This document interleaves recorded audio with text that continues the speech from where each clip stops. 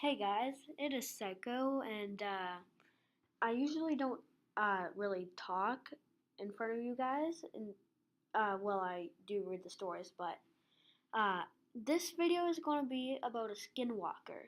If you don't know what a skinwalker is, it's a supernatural being that has the ability to change into anything that it wants if it looks at the person or animal in the eye for 5 seconds. I don't entirely believe in the Skinwalker legend, but it is very creepy. So here we go. Hey guys, it's me again. I got some bad news because I won't be able to put any pictures of skinwalkers in this video because this when I searched it up, it was so scary. Like search it up for yourself and just imagine the people in these videos seeing this. Like I I don't know how these people don't commit suicide. Like it's so freaking creepy. Search it up for yourself. So I'm just going to be putting happy pictures in this or random pictures. Bye. Being from the Navajo Nation, I've seen a lot of crazy crap. Anyone not from here is most likely not to believe me. I have stories about skinwalkers, dolls coming to life, Bigfoot, werewolves, and some type of winged beast. But I think the most creepy is one of my skinwalker stories. It's it's a bit of a read, but here we go. Uh, so the story takes place in the early 2000s when I was a teenager. My cousin my cousin had just had a baby, and her husband was called out for a job that would take a couple of weeks. My cousin asked if I would stay with her for the 2 weeks to help her with the baby and work around the house. I was there for a few days, and everything was pretty uneventful until the middle of the second week. A night where we would hear someone knocking on different sides of the trailer. Keep in mind, the nearest neighbor was about 5 miles away. This continued for about 3 nights in a row. The fourth night is when things take a turn for the worst. The night starts with the knocking, but pro- proceeds to scratching. Worried that someone was trying to break in, I summoned the courage to go outside and confront whoever or whatever was messing with us. I only caught a shadow of whatever it was, and it ran behind the trailer. I ran around yelling at it, "You better run because I'm going to call the cops," or something like that. Uh, it is so fast, I could not believe it. As I chase it to the front of the trailer, it runs uh, through the cloth. This is where it gets even crazier. I ran towards the Unity post and it climbs up it, crunching something in its hands and begins the most ear laugh I have ever heard. It just jumps back down, dropping whatever it was holding, and runs toward the window of the trailer as if to peek in. My cousin was inside holding the baby. I run to the window and look, and to my amazement, it had disappeared. I run inside to tell my cousin it was gone.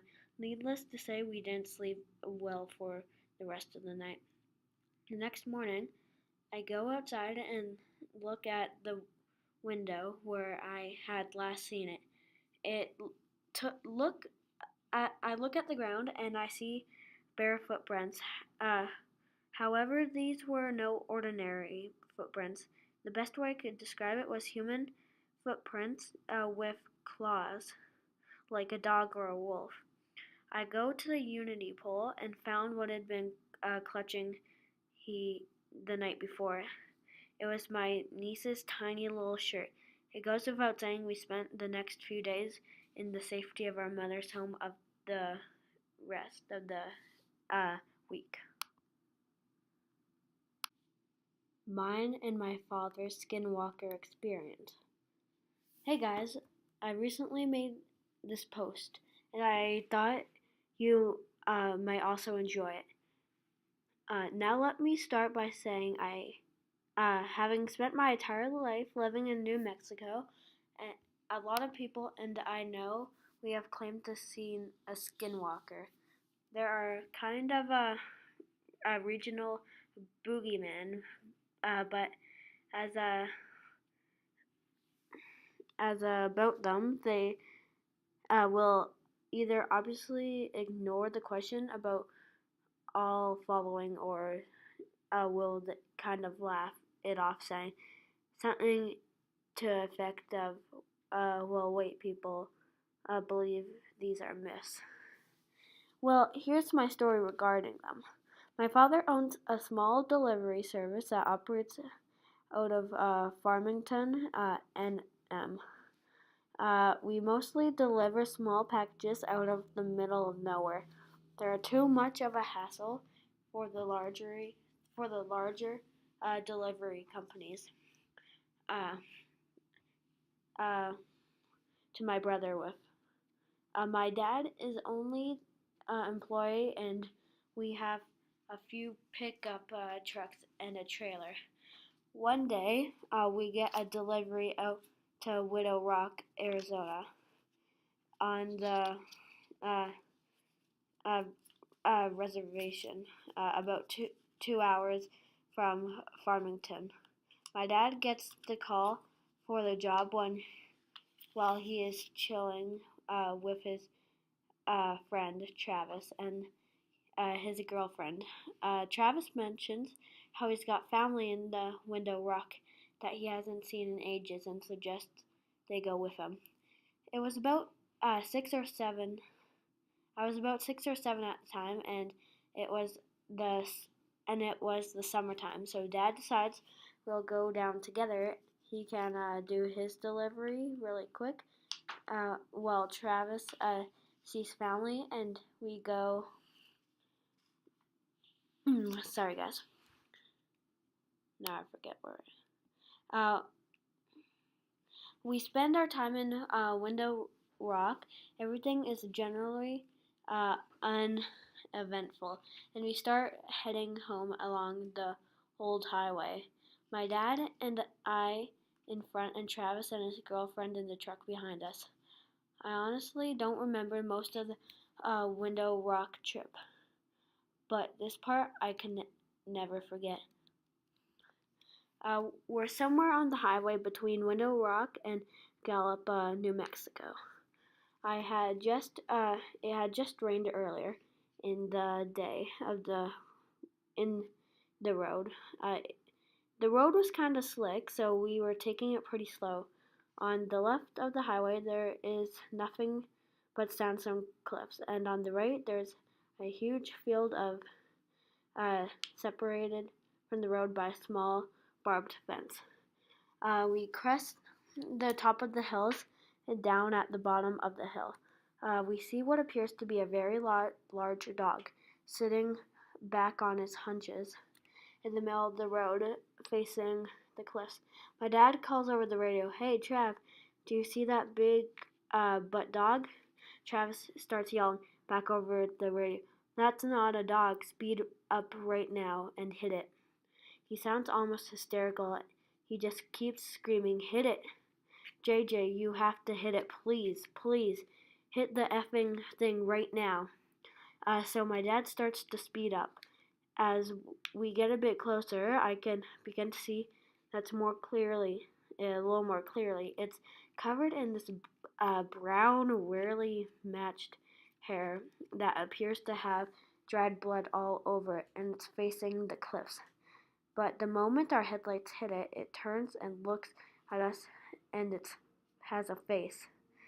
I don't know what else to describe it other than a mix between a bear's and a human's face. It looks twisted with distorted and almost in pain. And we get closer to this thing, we start to realize it's actually effing huge. Uh, though it was still sitting on its hunches, it is about shoulder height with the hood of the truck. We get literally inches from hitting it. Then it lets out the scream that sounds like someone screaming as their lungs were filling up with water, and it leaps backwards towards the field, landing just on our side of the barbed wire fence. Then, with another leap, it's gone from sight. Travis is Travis comes over the radio again. Holy crap, keep driving. We have to get out of here. We have to go faster. He kept repeating that last part. We have to get out of here and we have to go faster. Pretty soon, we are speeding like crazy, and just as we start to come near the outskirts of Gallup, we get pulled over. Travis pulls his truck over with us. Naturally, this makes the cop uh, himself very on edge and immediately asks why Travis felt the need to pull over as well. Uh, we Travis says we just saw a skinwalker a few miles back, and it's been following us. The officer immediately turns white, stammers something out of verbal warning, gets back in his car, and takes off. We do the same.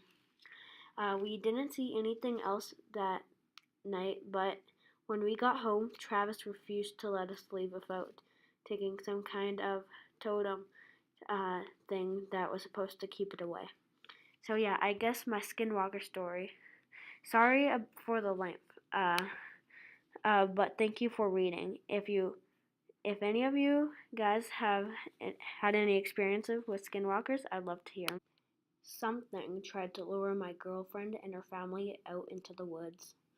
So this is my girlfriend's story, but I wanted to share and get some other opinions as she doesn't really like to talk about it. One day, my girlfriend was driving home back from work around midnight, and she sees a little boy in a ditch along the way. She stops in the car to check on the child, as she obviously startled, and the boy has vanished. Her dad also saw the same boy in the same spot, and the same thing happened to him.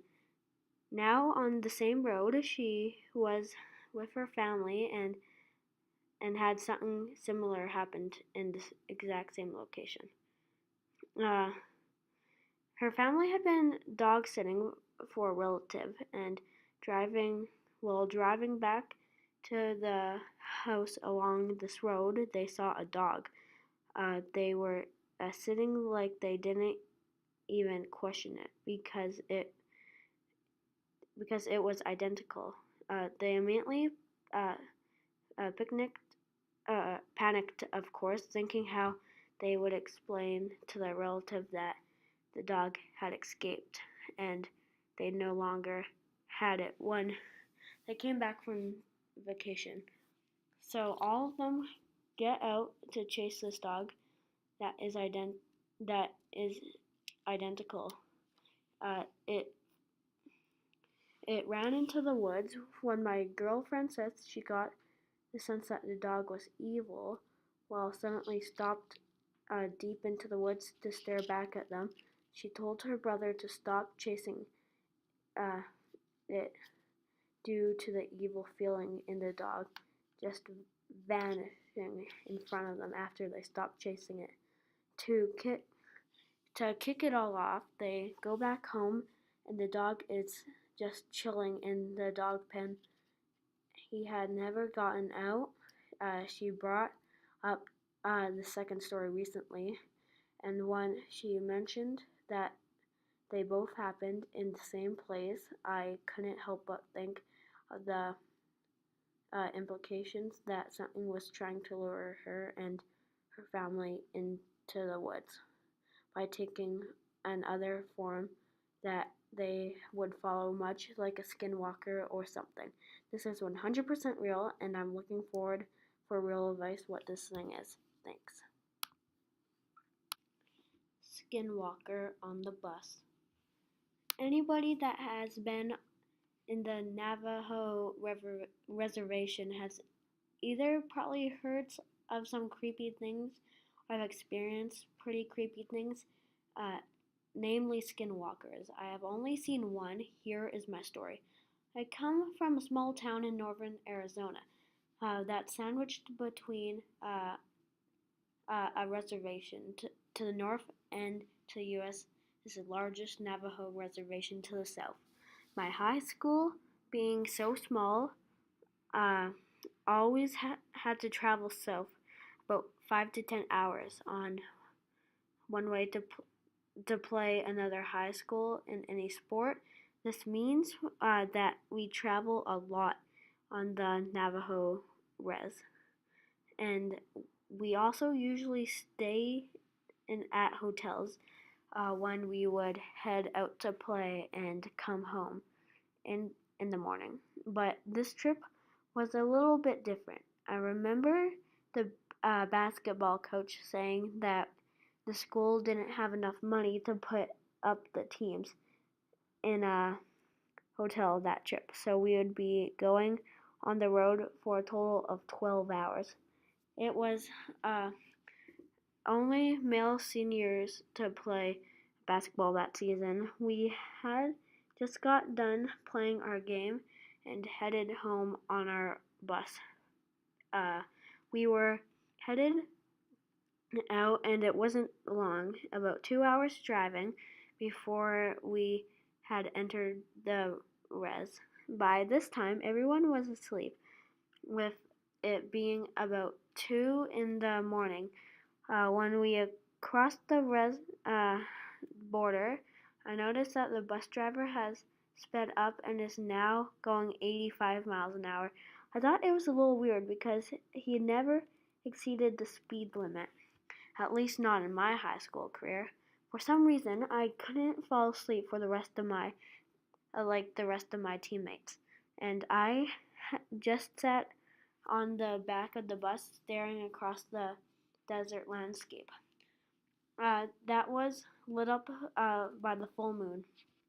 As it looked, as I looked out, I could see a figure running towards the bus at an angle of pursuit and keeping up with the bus at 85 miles an hour.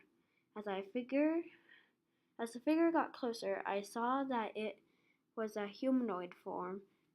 As as a matter of fact, it looked exactly like a human, only that the face was painted half black and half white with glowing eyes. Glowing eyes like a rabbit's eyes reflecting light from a spotlight. Immediately I thought, holy crap, it's a skinwalker. The skinwalker ran up to the edge of the road, and then it just kept up pace with the bus, hurtling sagebrush and rocks while staring at me. After I made eye contact, the thing, I could not look away. It was as if something was holding my head and eyes in place. The skinwalker just smiled at me in human smile that went ear to ear, showing crooked yellow pointed teeth. I felt like I was going to throw up, and I was panicking through the whole window. The skinwalker started to crumple down onto all fours, still keeping up with the bus. I could see his bones crack and reform. Hair started appearing all over the skinwalker's body, and in about 3 seconds he was now a coyote. It ran off back into the desert out of view. As soon as it was gone, I ran on board the bathroom and puked, a mixture of food and blood. I didn't want to tell anyone, for the fear they would think I was crazy. I was convinced I convinced my Navajo friend. She told me that I needed to see the chief, who also happened to be a friend of mine, and get a blessing. I saw him the next school day in the parking lot. He just came up to me and mumbled something in Navajo while waving his feather sculptor like thing, and turned around, got and in his truck and drove away. To this day, I haven't seen another skinwalker. I might be due to the fact that I moved away and that town and res, and if I have to go south, I will go around, way around. Skinwalkers just can't show up in your bedroom and then disappear, right?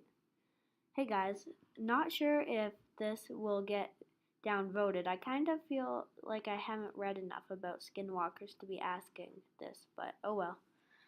If I get any confirmation that this encounter was perhaps a skinwalker, I'll recount the two experiences in detail, but I'll spare you the long story to to the case. On two separate occasions, uh, com- I have a completely pale, skinny, naked humanoid thing show up in my bedroom when my boyfriend was sleeping next to me. First time I saw it, and the second time, months later, my boyfriend woke up screaming after seeing it. Both times, it has disappeared into the darkness of my room or into my closet. So I'm not sure if this would be classified as a skinwalker. Also, the fact might that it might was completely naked that and what I read about skinwalkers indicate they have hair like animals or wearing pelts. Thank you guys.